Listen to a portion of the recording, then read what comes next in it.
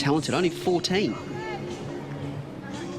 So she must be pretty talented to be playing in this at such a young age. So we'll get a first glimpse of her, another leg spinner. So you're spot on, that's Melie Kerr. And boy, she's changed since she was 14 years old, hasn't she? So I was actually at the ground that day. I was commentating on that match. Melie Kerr came out to bowl, 14-year-old. You can see from the pictures, you know, obviously still at school, learning her craft. But what was so impressive was the confidence in her variations that she showed. So up against, you know, first televised game for a 14-year-old. I mean, how tough is that for a start? You could see the ball fitting in her hands. They still were, you know, the ball looked large in there. But was able to spin the leg break, was able to bowl the googly, which we've seen so much of in recent years. Was able to control her length, which is such a tough art for any leg spinner, let alone a 14-year-old. So, you know, watching her that day, and at that time, the batting was even put to one side. At that time, you knew that she was going to play a huge amount for the Whiteferns.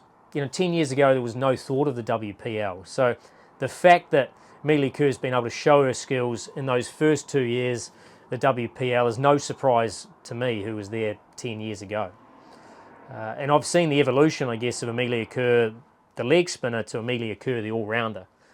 And, you know, Melie Kerr, you know, bats at 3 for the Whiteferns, New Zealand.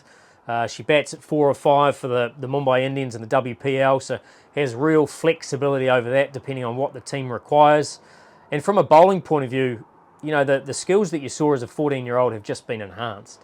You know, the leg break spins a little bit more, you know, as we saw from that wicket on show. The googly, which takes so many wickets and is the ball that sides are looking out for all the time, gets a huge amount of bowls in LBW with that delivery, can create pressure.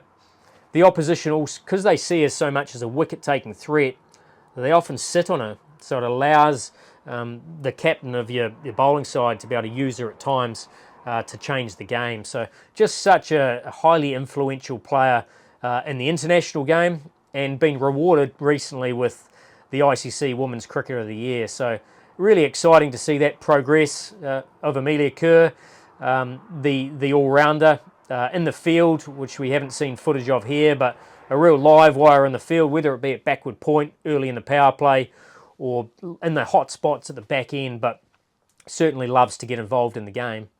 And the next part you're going to see is the evolution of Amelia Kerr, the captain. And with Sophie Devine standing down as the Whiteferns captain after winning the ICC Women's World Cup, T20 World Cup, it's likely that Amelia Kerr will take on that role.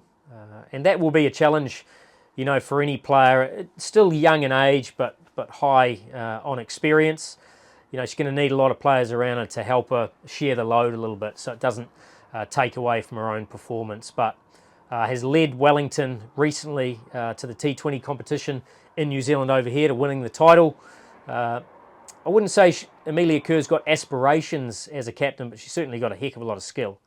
So don't be surprised if she plays a role not only with New Zealand, but obviously helping out Harmanpreet Kaur and the Mumbai Indians try and win another title in this year's WPL.